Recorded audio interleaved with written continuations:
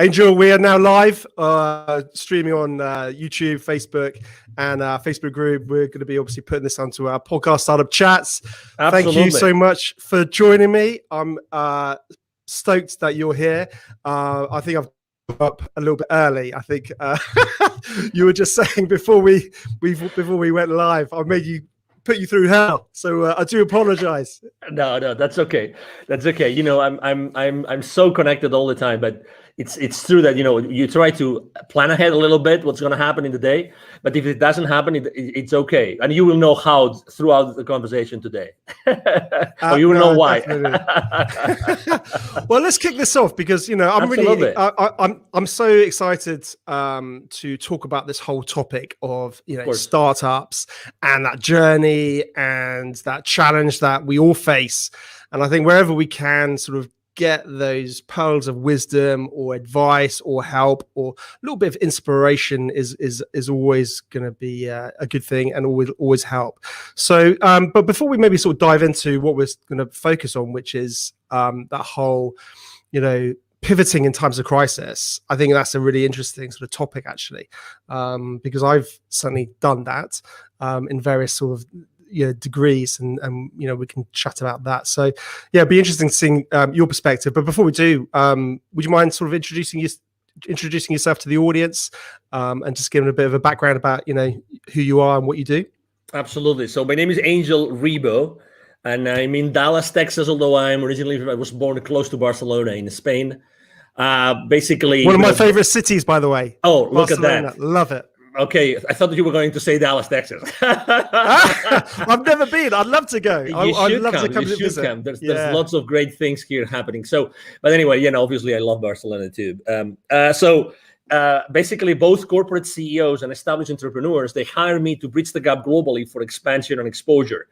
The reason why I helped, you know, I use internationalization strategies to accelerate the growth of their companies is because throughout my life, for the last 25 years, I have held more than 1,500 CEOs in 33 different countries. And I was able to do that because actually, let me tell you a secret now that you are actually in the UK.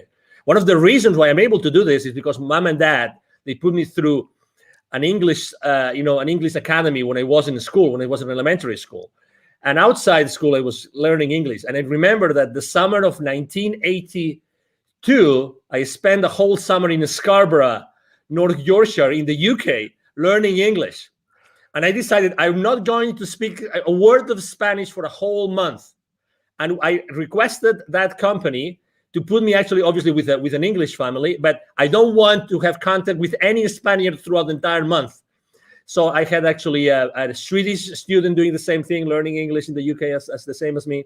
And I only had contact with Swedish people and people from other places, but not with the Spaniards. And that's why I was able to speak English. And then, you know, I started my international career and everything. Something which is also really important is that, you know, as I lived in Latin America for 10 years, my heart and soul is with the kids in need in Latin America. And I started my nonprofit. It's called Wisdom for Kids. I did that 3 years ago. I'm the co-founder and president of Wisdom for Kids. And we help underprivileged kids in Latin America become entrepreneurs using the local resources. That's in a nutshell, you know, who I am and what I do in my life, Ben. No, that sounds amazing. You sound like you've been doing a lot and have a lot on your plate right now. So absolutely, it's always fascinating. And to be honest with you, I'd love to sort of dive more into all of those little, you know, all those elements and those niches to understand more about them. That'd be amazing. But maybe that's for another day. Absolutely. We can be, I mean, obviously, thank you very much for having me, Ben, here. And thank you, everybody listening to us today. I can be with you guys anytime. You just tell me 5 minutes before, and I'll promise to be there. Okay, Ben? Pinky promise. and that never happened, of course. Pinky promise. Pinky. My son does that to me. He makes me do pinky promises. You see? Of course, I told you just 5 minutes, as opposed to the 1 minute today. It's 5 minutes. I mean, this is like 5 times more time ahead. It's wonderful. You'll have to return the favor for me. You'll have to do the same for me one day. No. Of course, obviously, I'm giving Ben a hard time just because he's this kind of guy that he takes you know, jokes and being hard on him as lightly as I do. So it's a pleasure to be with someone in life that doesn't take everything judgmentally, which we unfortunately tend to do. And you know, that's actually one of the challenges of the startup entrepreneurs as well. Yeah, it's very true, isn't it? You've got to be so adaptable and level-headed, quite cool and calm under pressure, and not getting too hyped or too upset either way, because it's a journey. It's not a sprint, isn't it? So you've got to keep an eye on that bigger picture. So Absolutely. And keep moving forward. That's the key. Keep moving forward. So let's dive into the whole sort of topic of pivoting. As we know, sometimes, a startup and an established business has to pivot. I mean, we've seen a lot of established businesses have to pivot in this time of, the COVID-19 and all the rest of it, particularly when, a business stream suddenly was closed off. A lot of brands had to sort of pivot towards more direct consumer sales rather than B2B sales. But certainly within that pre-launch phase and starting a startup, that can happen too. I know it's actually happened to us recently with one of our product launches.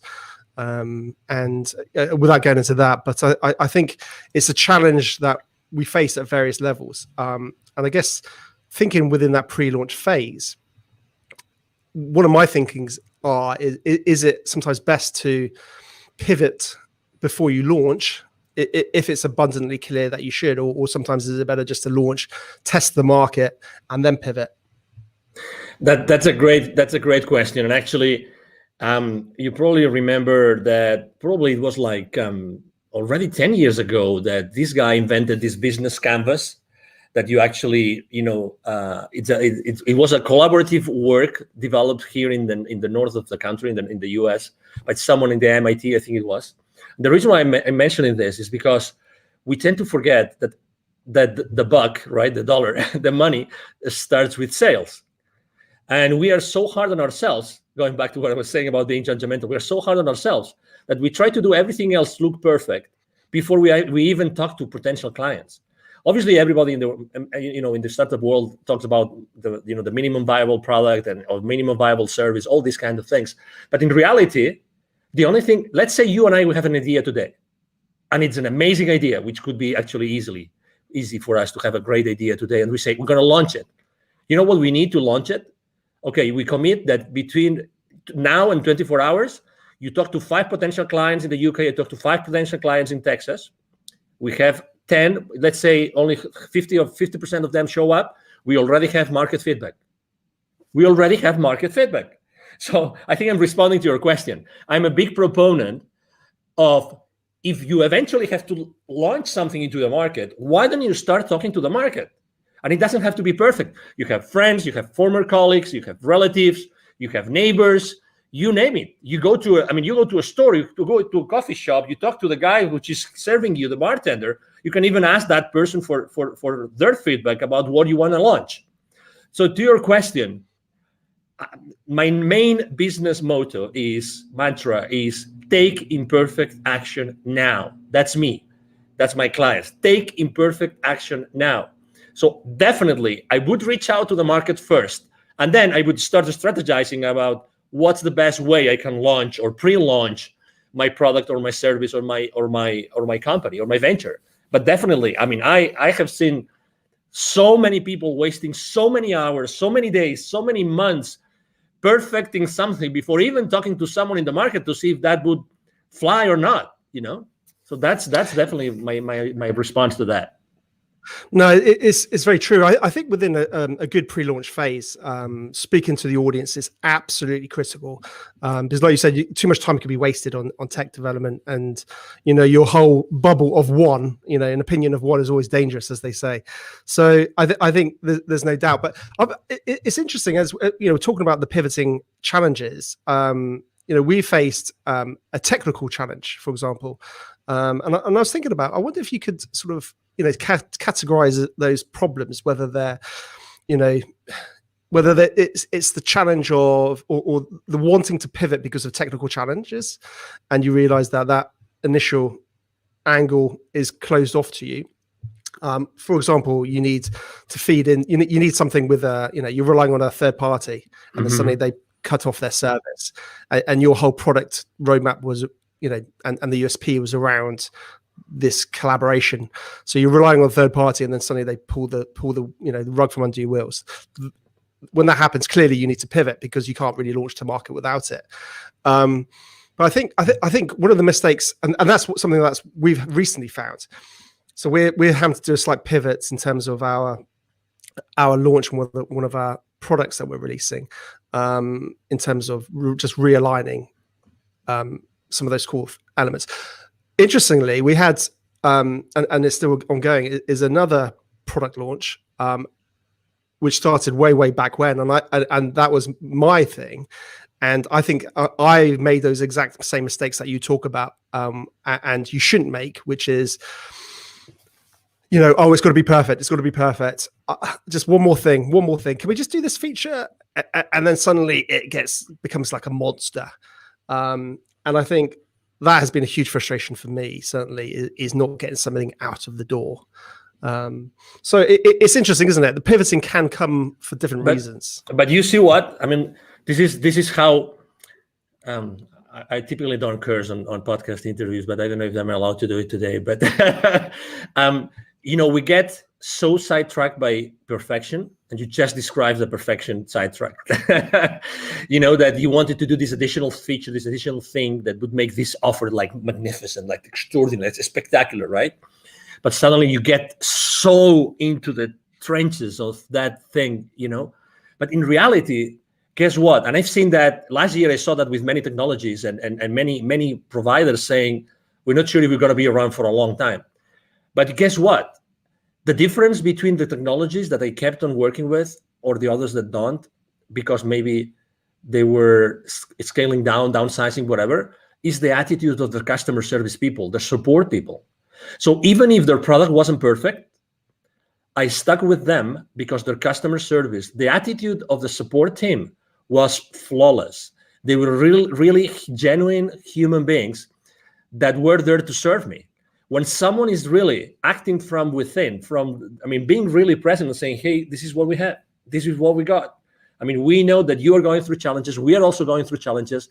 I'm going to spend probably, it's going to take for me 3-4 times longer to respond to your ticket, but I'm still going to be here, and I apologize ahead of time. So setting up expectations, Ben, is so important. It's so important. I'd rather work with someone who has a not so, let's say, mature technology, or not such a comprehensive technology or service, but their relationship with me is so human, is so empathetic, because I really value that, and I'm going to connect with that person much more in depth.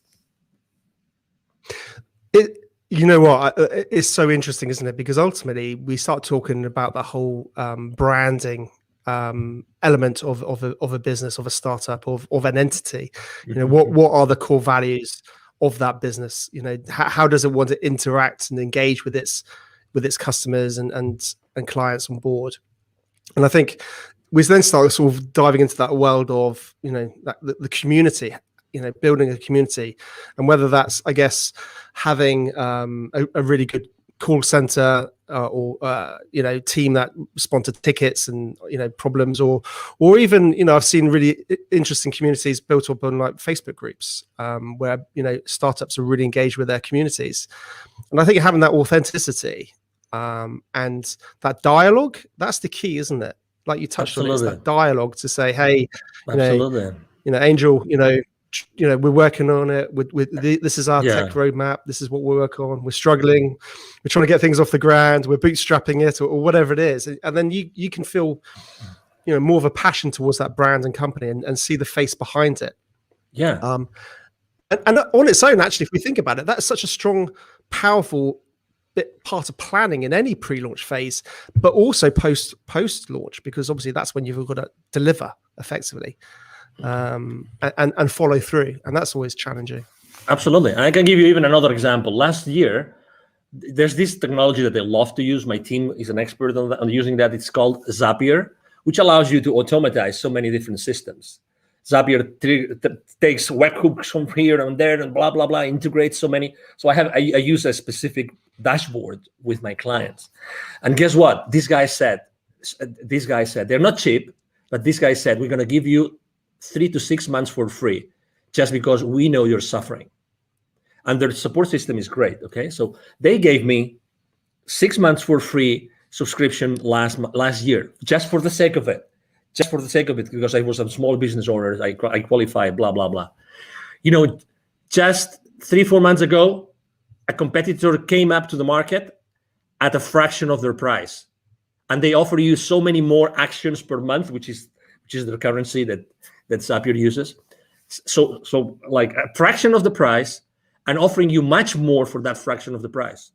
But guess what? I'm not going to change from Zapier. I'm just giving you an example, right? I'm not going to change because they stood behind me, with me all the way.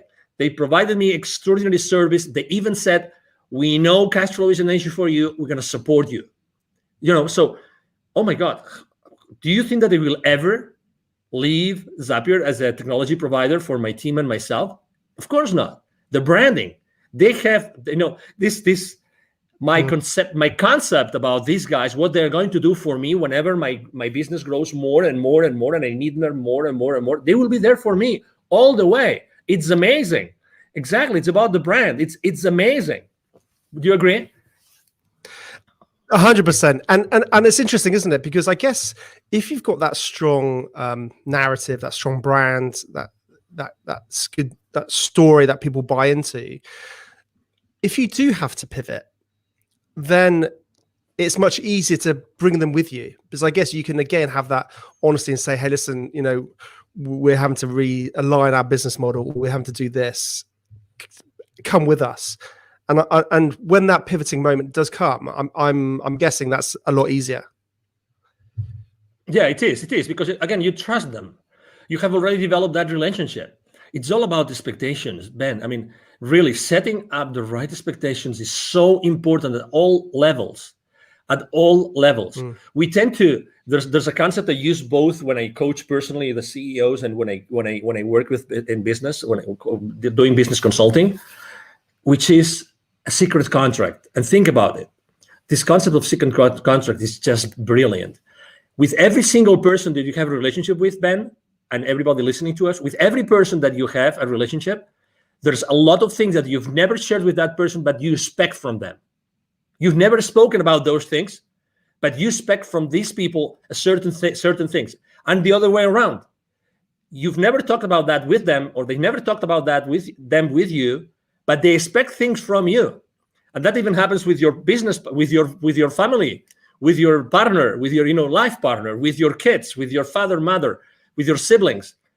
There's always those things that you expect from them, but you've probably never asked them or talked with them about them. That's why setting expectations is so important in the journey of an entrepreneur, of a startup CEO. Setting the right expectations with everybody, with all your stakeholders, is so important. And just with that, you are building, just with that very simple thing of setting the right expectations, you're starting to build a very strong brand. You will never be in denial. You will never sweep things under the rug, ever. You will always be there because you are very clear on the expectations. That's so important. And it's so easy to do. But in reality, we don't do it. No, it's interesting, and I think you hit the nail on the head, because it also is very similar to just old ways of doing business well. We're talking about digital businesses, online businesses, and all the rest, but it's about doing business well, and it's always been the case. Whenever you're dealing with a client, setting expectations, whether it's timeframes or what you can achieve by when, and being realistic with that rather than over promising. If you can set a realistic expectations and actually over deliver and things like that, it's just simple things, isn't it? But I think what we need to what we need to start thinking about, I guess, as startup founders and all the rest of it, is how we set those expectations in a digital format to the masses, if that makes sense. How do we communicate that? And that might be simple as just, I guess, creating a Facebook group about your business and start talking about it, and then setting those expectations. It's interesting, actually. I've started to sort of observe the technology side of. By the way, I don't want this to get into some crypto sort of video here, because there's plenty of those out there. But it's interesting the technologies behind it, and some of those guys who are leading those technologies. and the way that they build community, and the way that they engage and constantly keep their audience who are interested updated. The one that springs to mind, if I'm honest, is probably the I'm gonna forget his name.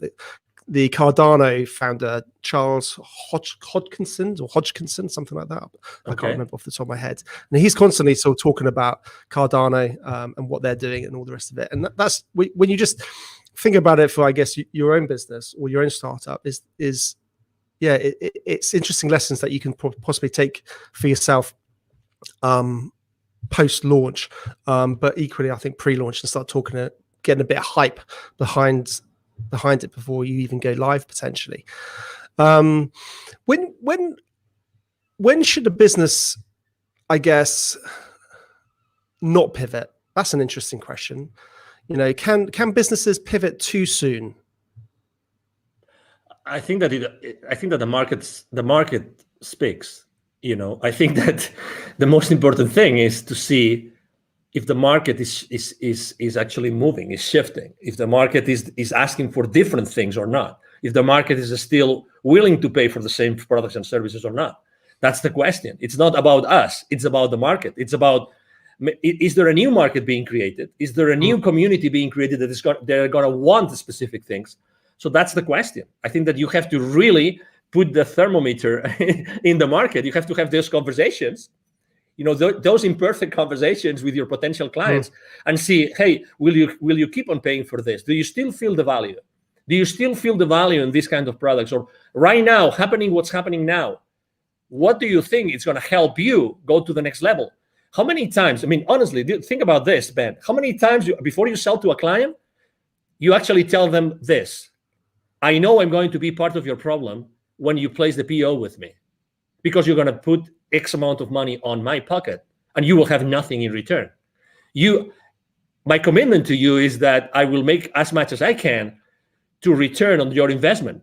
But how many times you have told that your clients, I care so much, I know that I'm going to be your problem right now when you place the purchase order, right? And I also care, I really care about how you are going to recover that investment.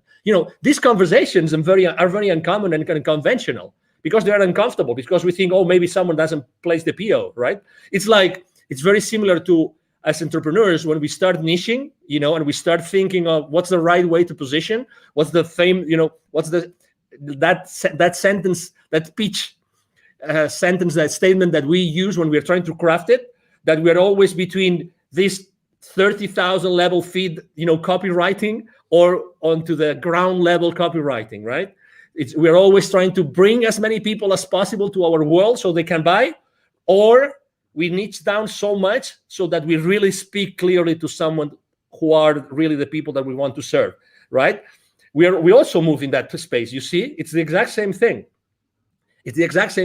Obviously, I think we have to be extremely precise, because we really want to serve someone, and we want to serve this someone really, really well, right? So to your question, again, definitely there's a moment where you have to decide if it's the right moment to pivot, or if to pivot or not. But again, it's all about who you are serving. Let me tell you an example. What could you say has happened last year with 7.5 billion people? If there is one factor that had all 7.5 billion at some point, it's fear. Okay. I'm not talking about politics. Okay. I'm just saying what it is. There's never been more fear in the planet like last year. Okay. And maybe it continues this year for whatever reason. Okay. I have been building bridges. You are a public figure. I'm a public figure. We're here to build bridges. We're not here to fracture the society. We're here to actually help everybody come together, get together, and make this world a better place. That's why you're doing what you're doing. 100%. That's what I'm doing. Exactly. Right. So, but still, if there's fear, think how you can help everybody. If you know that everybody's going to be in fear, why don't you talk to your market and you double check that that's the reality, and double check if that fear is going to move the needle for what they need. They may need some additional personal support. They might need, support for specific areas in their business. Right? Is that fear going to affect the existing clients or not? Is it going to affect will you have to deliver your product or your service in a different way? Again, it's all about the market. It's all about the people, how they feel. It's all about human beings. It's all about human beings, how they feel inside. They're going to make the purchase decision. The buyer, decision has it changed? Are there different criteria? The purchasing criteria of our clients, has it changed? The decision process, has it changed? It's all these kind of things that you have to think about before you decide to pivot or not. Yeah, no, definitely. I mean, that's an interesting point. Has it changed? I mean, ultimately, their buying decision might not have changed, but the way that they buy it may have changed. They might not be able to go into the shop like they used to. So, how can you deliver that product or service in a format that they can still access? Because they may well still want it.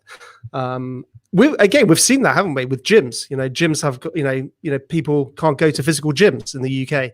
I'm not sure what it's like in America, but so people are having to think about, how can I deliver that course online effectively, because those people still want that. And you're 100% right. And I think this goes from pre-launch and carries on continuously forever, is knowing your audience. You touched on that, and listening to your audience. But it's really easy to say that. Well, people think, oh, my audience is everybody. And I think it's so important. And you touched on it. You got to really drill down on who you want to help. And know that market inside out, and that can change. But absolutely. I think have a focus where it is right now. Going back to the is there a right time to pivot? It's interesting because as I completely agree with everything you're saying, but part of me also wonders whether you can be too soon. You can be an innovator, and you could be creating something that the market's never seen. So people don't necessarily sometimes know that what you have is going to help them. And that's an interesting challenge. We're seeing a lot of this actually in various sort of technologies. Things are coming out all the time. But you might not get that initial traction. I agree. But it all comes down to, as you know, people buy from you what they want, but you know what they need, right? I mean, you define a transformation path, right?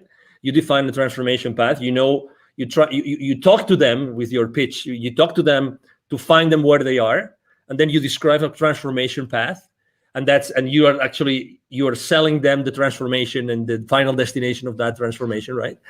You got to tell a good story, haven't you? Yeah, exactly. But again, I think that we make a decision as entrepreneurs. We make a decision every single day of what we talk about and who we talk about. At the end of the day, if you are able to describe that transformation, they might not know, they know what they want, but they don't know what they need. So you're still able to sell to them what they need if you are able to position it as what they want. Okay, so obviously there's this very famous book that you've probably read, The Crossing the Chasm, about technology adoption. Very old book already, like 20 years, 30 years old. You're right. Honest, I'm a really bad reader. I'm so okay. No problem. So I'd love to be a big reader. I really would. It's okay. Crossing. It's okay. Crossing the chasm. So it basically states, when a technology is ready to go to the majority, to not only to the early adopters, so to the majority, right? So it talks about that. So yeah, exactly. So regardless, probably in the beginning, your price point will be at a level that it still justifies the profitability that you need in the company. You know what I mean? But at the end of the day, it's always the same thing. Are you able to position what your clients want from your pitch so that you give them what they want? They buy what they want, but you give them what they need because you are the expert. You are the subject matter expert. You're giving them what they need because you know more about that, because you are the expert. And obviously expertise is one of the most important things when you're pivoting, right? I mean, are there areas of expertise that you probably have not pitched enough to your audience? That's an area of, as you know, of innovation and being ahead of the curve and being creative and all these kind of things, and I think that also as entrepreneurs, when we are in startups, I think that we all the time we see new things. We're ahead of the curve. I mean, we really see those innovations because when we push so hard and we do so many things for so hard, because our life goes on it, right? So eventually we discover many other things and new ideas and new horizons open up for us. And and it is what it is, and so if you are an awakening enough entrepreneur, there's consistently reasons and ways for you to be innovative and to start trying those innovations into the market. No, definitely. I think like any good entrepreneur, they're constantly looking at the world in a different way. I call it my invisible radar. It's this. If anyone's watching the video, you'll be able to see what I'm doing. But if you listen to the podcast, you won't. But basically, it's like up there constantly, and it's just going, and then it's all hones on something, and then suddenly it's like, oh wow, this is like, and your brain starts going 100 miles an hour, and then your wife tells you to calm down and stop being silly and get focused on what you're doing. Exactly, because it's always challenging, isn't it? It's getting pulled too far in too many different directions. Absolutely. Interesting. Talking about, again, getting back to the pivoting. I think when somebody needs to pivot, having a good personal brand makes it a lot easier to pivot.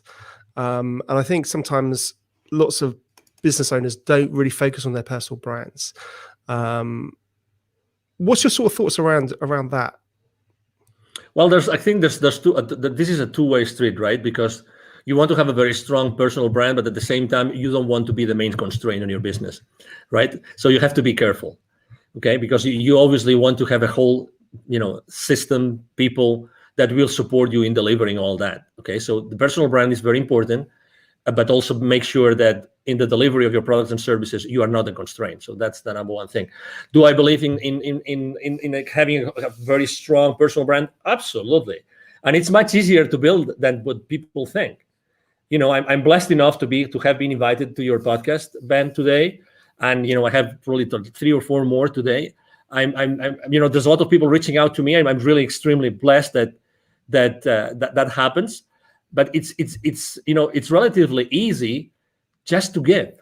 I'm giving just some nuggets that people might like or might not, but it's being present. It's spending 30 minutes, 45 minutes, 1 hour, adding value to someone's audience. And by doing this, you are actually building my brand. I'm building my brand right now, thanks to you. I'm grateful to you and to your audience. And again, people think that branding is this big, massive monster that we've never seen their face, right? But it's so difficult, and only large corporations can actually build your brands. Not at all.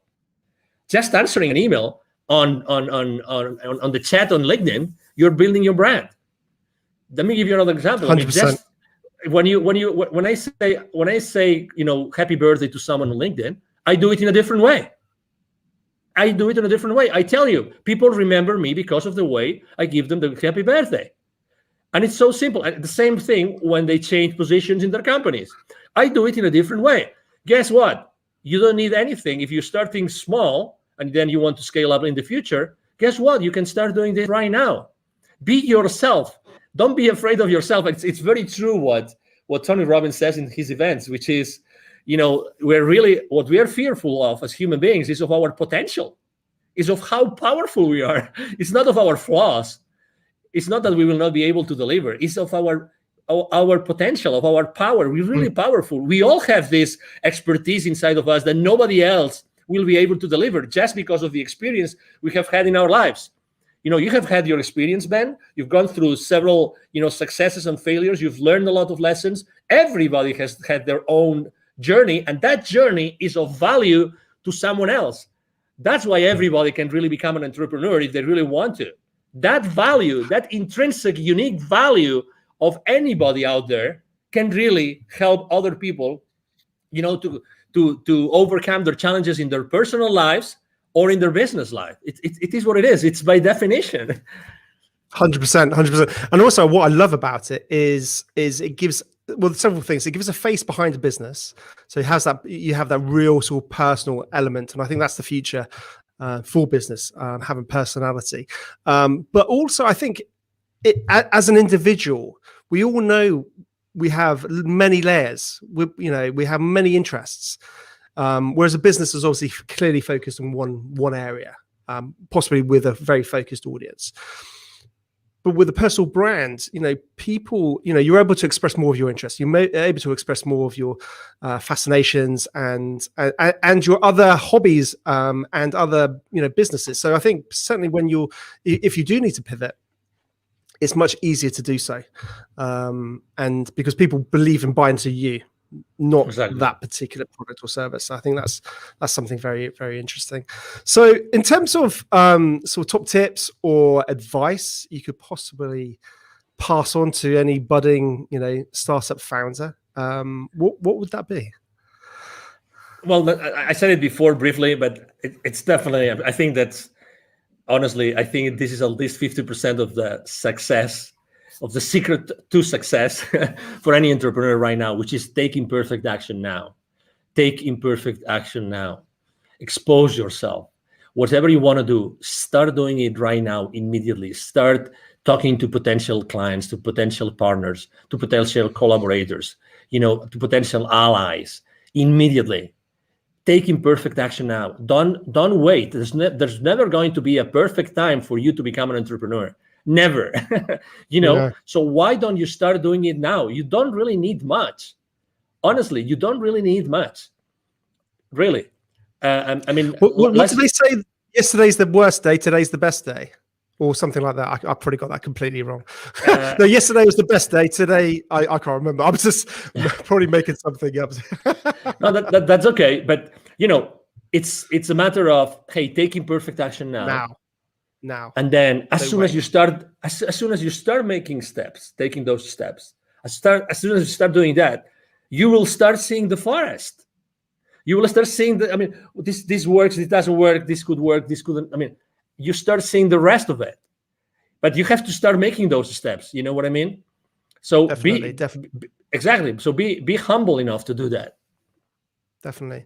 And just out of interest, on a side note, Angel, what's the sort of whole startup scene like in Dallas, and in your hometown? What's business like there? Well, I have to say, first of all, it has changed and improved a lot.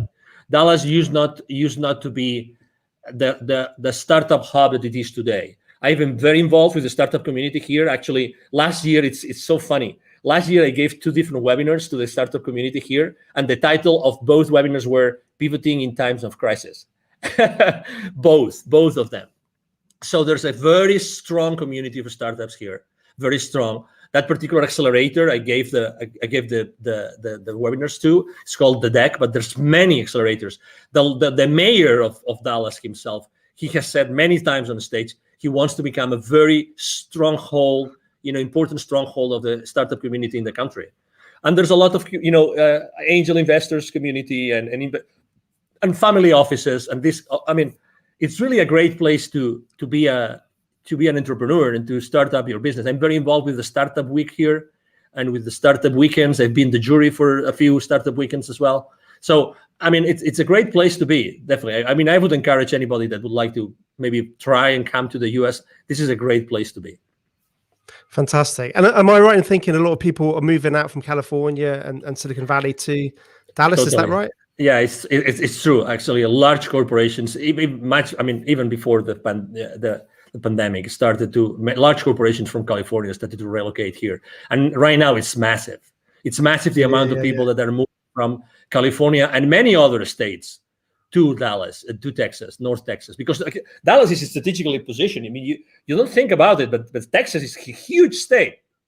We will never run out of space. That's the beauty. We will never run out of space. And we don't have a state income tax, which is great. And also, the property prices are pretty reasonable. So yeah, it's a great place to be. Ben, you should start making your luggage here. Come on. Well, I've got a wife and 2 kids to sort of bring in tow. So great school systems here. Great school system. Oh, fantastic. Well, absolutely. You know what? We can have this conversation aside, Ben. Well, it'd be great one day, definitely. I think in my dream one day, I really want to make sure I get to meet, like you in the real world, and all my guests, because I think it's it's very easy for us to just do it virtually, and that's fantastic. But I think if we can actually try and do that, like down the pub and have a beer, that's where relationships can get built and go further. And I think digital and what we can do now is amazing. But I think if we can get that, carry on with that social element into the real world, I think it gets even more powerful. Yeah, no, definitely. So one day I will get over to Texas and come and say hello. So no doubt, I'd love to come and say hello. Awesome. Please do. Brilliant. Well, Angel, listen, thank you so much for joining me. It's been a real pleasure. Fascinating to chat about pivoting and some of the challenges and all the rest of it. And you take care and have a great day. And you too. Thank you very much. And if I may, just to tell people how they can find me. Absolutely. Okay, so again, my name is Angel Ribo. Last name is R-I-B as in boy O. R-I-B as in boy O. B as in boy O. The easiest way to reach out to me is to send me an email to Angel as in heaven, angel@angelribo.com. Okay. Thank you very much. Really, Ben, it's been a pleasure to be here. And thank you everybody that has been listening and watching to us today. 100%. I'll put all your links in all the show notes and all the rest. How kind of you. Thank you.